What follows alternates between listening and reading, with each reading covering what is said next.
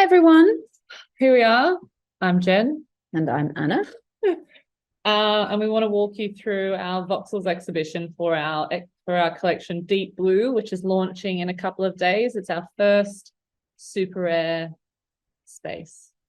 Yep. So the tagline is human, machine, intelligence, emotion. Essentially, Deep Blue was the name of the first computer that was built to win a game of chess. So that's where we took the name from, and the artwork in this exhibition kind of explores the relationship between man and machine. So in we go. Okay. Here we are. This room, the last time we used it was well over a year ago for an exhibition called 50/50.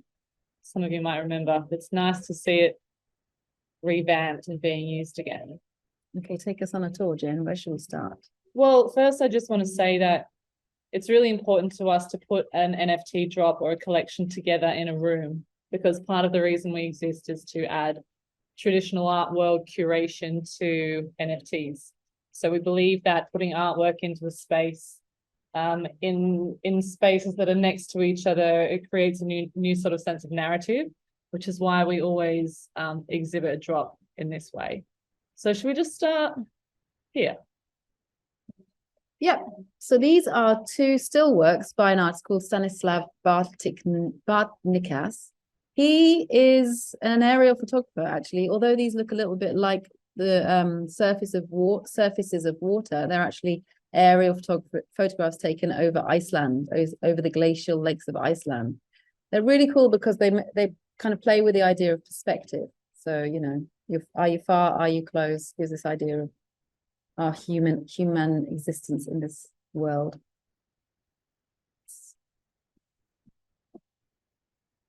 And here we are with Glass Crane. Glass Crane always uses this kind of like cyborg transhumanist aesthetic. And in here, he's got two pieces. One talks about what would happen if we could kind of break apart the machine and climb inside it. And the other one would be if the machine has sort of intuition, like the orb in his third eye is a symbol of what it would be like if the machine could actually feel like a human. Glass Crane, I want to say as well, was in an exhibition called Orchestra of Crickets, which Anna and I curated together 2.5 years ago, which was it was a collaboration with Super Rare. We did our first ever metaverse exhibition. And it was essentially one of the things that birthed our company and MORROW Collective. And so it's nice to have Glass Crane and Hipworth as well, because I feel like we've come full circle with Super Rare now. Yeah, it's nice to see them in here. Yeah. This is an artist who deliberately uses like two dimensions in his work. So whilst these are resemble kind of icebergs, they're also inspired by the architectural lines that we see in the world around us. And he's interested in perspective. Is it really what it looks like? What's underneath? Again, this is kind of why he uses the iceberg as a metaphor. His name is Tomás Mujica Pérez. Not very good with my Spanish language. Mujica, yeah. Actually, we've had this artwork ready to go into a collection when the right collection came up for a year. Yeah. So good to have him in the show. Yeah. This is Martha Fiennes. Martha's one of the artists that we've worked with a few times on a few drops. This artwork is a spaceship which is created through AI, and it represents the fractal universe of which we are all part of. So whilst it's otherworldly, it's also born of our universe. Like basically Martha's work, which this is derived from, is all about how we are connected as one across the universe and how everything comes down to mathematics. So whilst this is generated and looks, we can't sort of describe it, it's a spaceship. The idea is not about us taking us to other worlds, it's about taking us within the world that we are already in. That makes sense. Yeah, actually, we've seen this spaceship in real life as well. Do you remember? Oh yeah. When Martha was exhibiting here in Dubai, which is where we're based with her gallery here called Vault, they had this 3D printed and huge, and it was really, really cool to stand in front of. The detail, which is hard to see in voxels, is incredible. And it's actually, I mean, there's a lot that's gone into it. And this spaceship makes an appearance several times, or, you know, multiple times over the course of Yugen, the original artwork that it was from, and it kind of flies in through the sky and reacts with aliens and things. It's really cool. Yeah. So it's special, this one. Do some research on that if you can. Yeah. Here we are with Hipworth. Again, he was one of our artists that Jen and I worked with originally for the first show we curated. This is actually such a monumental artwork. It's really the story of human civilization in one artwork. It's kind of difficult to succinctly describe, but you can see the main characters kind of morphing through different religions and traditions and symbols. And he starts off, is it he or she? Starts off as kind of a cyborg, and then something that's more human, and then something that might be more machine.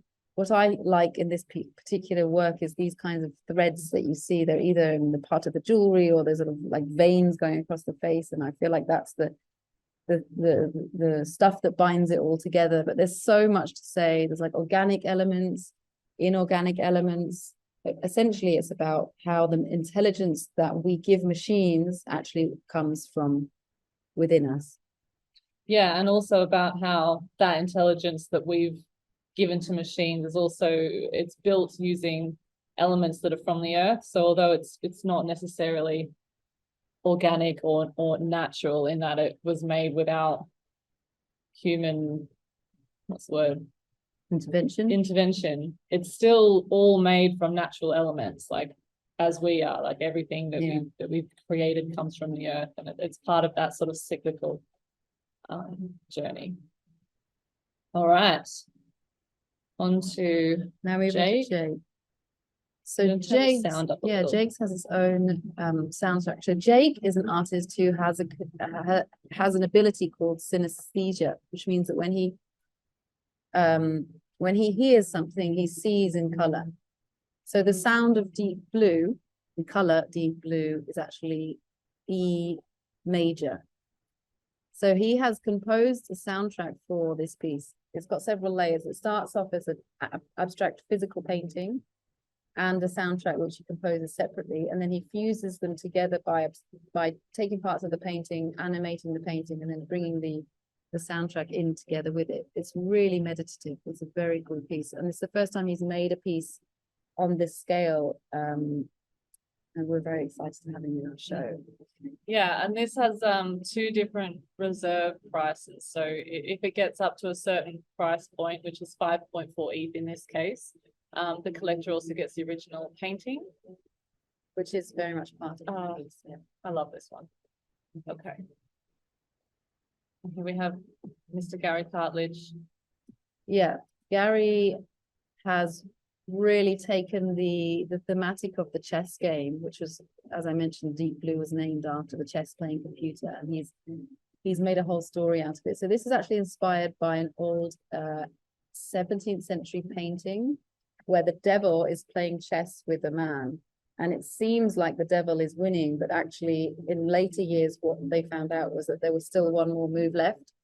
So the man who painted the painting, there was a kind of like an in joke, if you like, in the painting. And so Gary's taken this painting and he's made a primate and sort of an AI machine man, and they're playing chess in this sort of, he calls it a liminal landscape, where you've got clouds and then a cracked ceiling, so we're not really sure exactly where they are.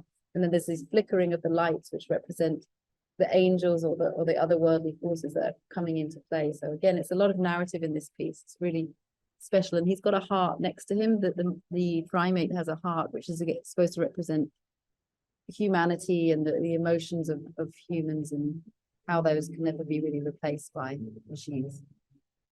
So good. Okay.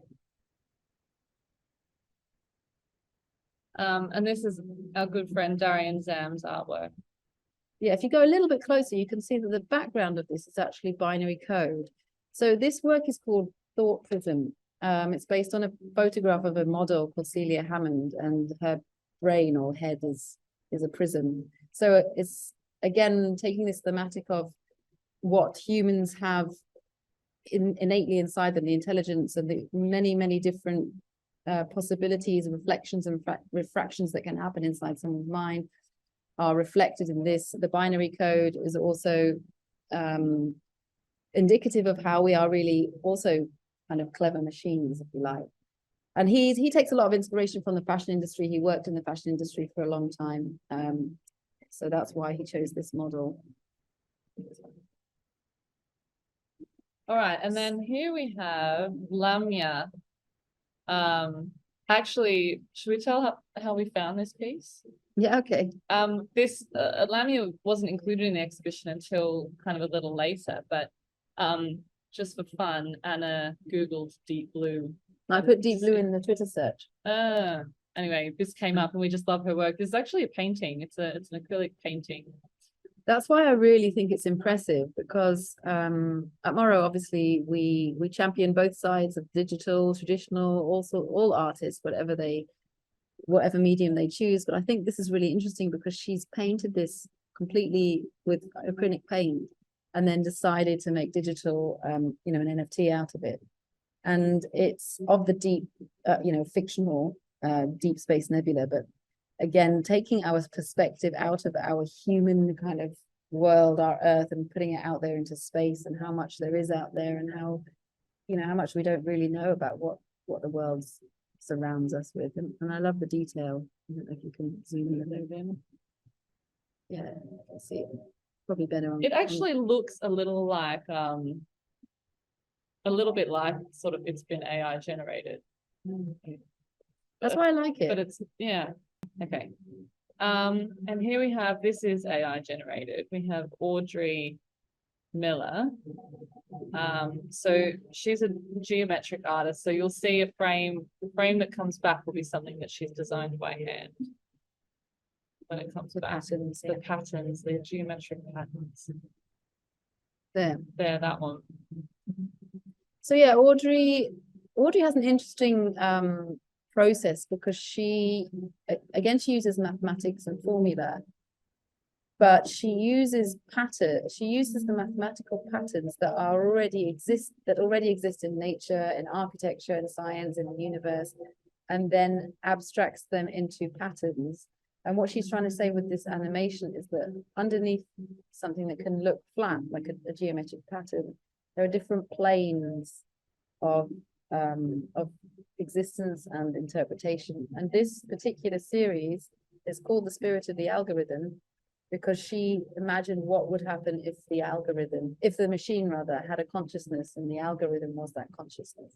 So that's the concept behind this piece, these two pieces.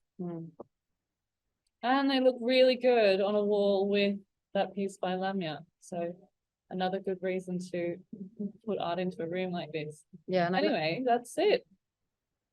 Go on, what we're going to say. I love the way that Martha's and Hipworth look as well. There's this, as Jen mentioned at the beginning, we really like to hang work like it is in an exhibition, because there's always dialogue that happens between artworks, which you wouldn't get it with just a single artwork, and that's the whole beauty of curating. Yeah. And and I've kind of gone with this this style of putting artwork next to each other rather than just having everything flush. I decided to create more movement in the room, to have it all kind of like almost steps and layers, and it just, I don't know, to me it makes it look a little bit more almost a bit more like a machine somehow. There's flow to it. There's flow. There's flow to it. Indeed. All right. Well, thanks very much, guys. Hope you learned something. Thank you. The space is going to launch on Wednesday evening Dubai time. I think that's more like morning East Coast time. So watch this space.